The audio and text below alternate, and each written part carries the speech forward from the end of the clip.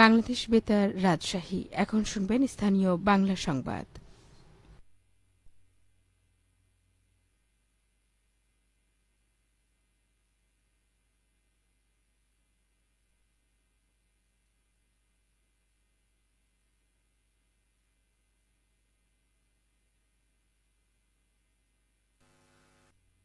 জেলা প্রশাসক মোহাম্মদ নজরুল ইসলাম কাজীপুর থানা পরিদর্শন করেছেন। গতকাল দুপুরে তিনি কাজীপুর থানায় আসেন।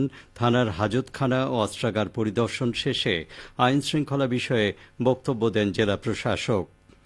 এ সময় কাজীপুর উপজেলা নির্বাহী অফিসার দেওয়ান আকরামুল হক, অফিসার ইনচার্জ নূরে আলম, ওসি তদন্ত লালমিয়া সহ পুলিশ সদস্যগণ উপস্থিত ছিলেন। আগামী ২৬শে মার্চ মহান স্বাধীনতা জাতীয় দিবস উদযাপন উপলক্ষে বগুড়ার কাহালুতে প্রস্তুতিমূলক সভা অনুষ্ঠিত হয়েছে। গতকাল উপজেলা পরিষদ সভাকক্ষে অনুষ্ঠিত সভায় সভাপতিত্ব করেন উপজেলা নির্বাহী কর্মকর্তা মোহাম্মদ কাউসার হাবিব। সভায় আগামী ২৬শে মার্চ মহান স্বাধীনতা ও জাতীয় দিবস যথাযোগ্য মর্যাদায় উদযাপনে নানা কর্মসূচি গ্রহণের সিদ্ধান্ত গ্রহণ করা হয়। এ সময় উপজেলা বিএনপির সাধারণ সম্পাদক খ.ম. তোফাজ্জল হোসেন আজাদ, উপজেলা জামায়াতের আমির আলহাজ মাওলানা আব্দুল শহীদ খান সহ অনেকে উপস্থিত ছিলেন। এদিকে নওগাঁর পত্নীতলায় ২৫শে মার্চ গণহত্যা, ২৬শে মার্চ স্বাধীনতা ও জাতীয় দিবস যথাযোগ্য মর্যাদায় উদযাপনে প্রস্তুতি সভা অনুষ্ঠিত হয়েছে। গতকাল উপজেলা পরিষদ হলরুমে অনুষ্ঠিত সভায় সভাপতিত্ব করেন উপজেলা নির্বাহী অফিসার মোহাম্মদ আলিমুজ্জামান মিলন। সভায় বীর মুক্তিযোদ্ধা, বিভিন্ন সরকারি দপ্তরের কর্মকর্তা ও জনপ্রতিনিধিগণ উপস্থিত ছিলেন। বগুড়ার শিবগঞ্জ উপজেলার কিচক উচ্চ বিদ্যালয়ের মাঠে ইউনিয়ন বিএনপি আয়োজনে দোয়া ও ইফতার মাহফিল গতকাল অনুষ্ঠিত হয়েছে। এতে প্রধান অতিথি ছিলেন বগুড়া জেলা বিএনপির সভাপতি রেজাউল করিম বাদশাহ। এ সময় বক্তারা বলেন, মহান স্বাধীনতার ঘোষক শহীদ রাষ্ট্রপতি জিয়াউর রহমানের হাতে গড়া সংগঠন বিএনপি গণমানুষের দল। ফ্যাসিস্ট হাসিনার মতো আর কোনো স্বৈরশাসক যেন বাংলাদেশে জন্ম নিতে না পারে, সে লক্ষ্যে কাজ করছে বিএনপি। কিচক ইউনিয়ন বিএনপির সভাপতি আনিসুর রহমানের সভাপতিত্বে বক্তব্য রাখেন শিবগঞ্জ উপজেলা বিএনপির সভাপতি মীর শাহে আলম, সাধারণ সম্পাদক আব্দুল ওহাব। ইফতার মাহফিলে বিএনপি নেতাকর্মী সহ কয়েক হাজারের বেশি সাধারণ জনতা অংশগ্রহণ করেন। এ সময় দেশনেত্রী বেগম খালেদা জিয়ার সুস্থতা কামনা করে দোয়া করা হয়। আগামী ১৮ মার্চ আনুষ্ঠানিক উদ্বোধনের মধ্য দিয়ে পূর্ণরূপে রেল চলাচল শুরু হবে যমুনা নদীর উপর নির্মিত দেশের সবচেয়ে বড় রেল সেতুতে। ডুয়েল গেজ ডাবল ট্র্যাকের এই রেল সেতুতে ট্রায়াল ট্রেনের টেস্ট রান শেষে একটি লেনে গত মাসেই শুরু হয়েছে বাণিজ্যিক ট্রেন চলাচল। এ বিষয়ে শুনুন আমাদের সিরাজগঞ্জ জেলা সংবাদদাতার একটি বিশেষ প্রতিবেদন।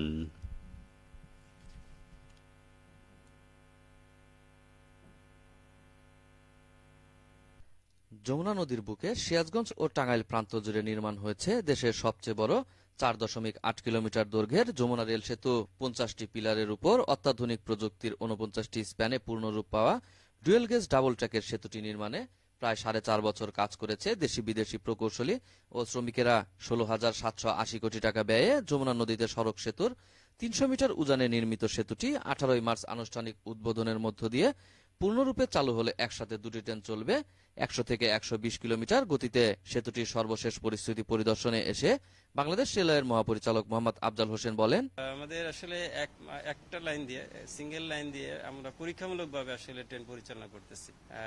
আমাদের ১৮ তারিখে দুইটা লাইনে আমরা প্যাসেঞ্জার ট্রেনের জন্য এটা চালু করব, সে লক্ষ্যে আমরা কাজ করতেছি। আমাদের উদ্বোধনী অনুষ্ঠান সেটা হচ্ছে যে আমরা যমুনা পূর্বপারে আমাদের একটা ট্রেন, উদ্বোধনী একটা ট্রেন থাকবে, সেই ট্রেনটা নিয়ে আমরা পশ্চিম পারে সয়দাবাদ স্টেশন পর্যন্ত আসবো এবং এখান থেকে আবার ব্যাক করে চলে যাবেন। এখানে রেলপথ মন্ত্রণালয়ের সচিব সহ ঊর্ধ্বতন কর্মকর্তারা থাকবেন, জাপানিজ এম্বাসি থেকে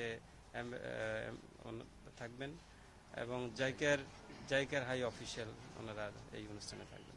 রেলওয়ে মহাপরিচালক আরো বলেন, যে এখন আমাদের যে দুই পারে যে ট্রেন যে আমাদেরকে প্রতিটা চেক করে যমুনা ব্রিজ পার করতে হয়, সেই জিনিসটা আর প্রয়োজন হবে না। তার মানে দুই পারে আমাদের এটা সময়ের সাশ্রয় হবে। আর এই ট্রেনে আমরা জানি এখানে দুইটা ডাবল লাইন প্রভিশন আছে। এই ডাবল লাইনে দিয়ে আমরা ট্রেন সংখ্যা আমরা এটা আরো অনেক বেশি ট্রেন চালাতে পারবো। এটা দ্বিগুণেরও বেশি এটা ক্যাপাসিটি থাকবে। 2020 সালের 29শে নভেম্বর ভিত্তিপ্রস্তরে স্থাপন করা যমুনা রেল সেতু উদ্বোধনের মধ্য দিয়ে রেলপথে উত্তরাঞ্চলে যাত্রী ও পণ্য পরিবহনের সৃষ্টি হবে নববিপ্লব। সাজিরুল ইসলাম সঞ্চয়, সিরাজগঞ্জ জেলা সংবাদদাতা, বাংলাদেশ বেতার, রাজশাহী। গ্রাম আদালতের কার্যক্রমে দায়িত্ব পালনকারী ইউনিয়ন পরিষদের প্রশাসনিক কর্মকর্তাবৃন্দের 4 দিনব্যাপী প্রশিক্ষণ শেষ হয়েছে।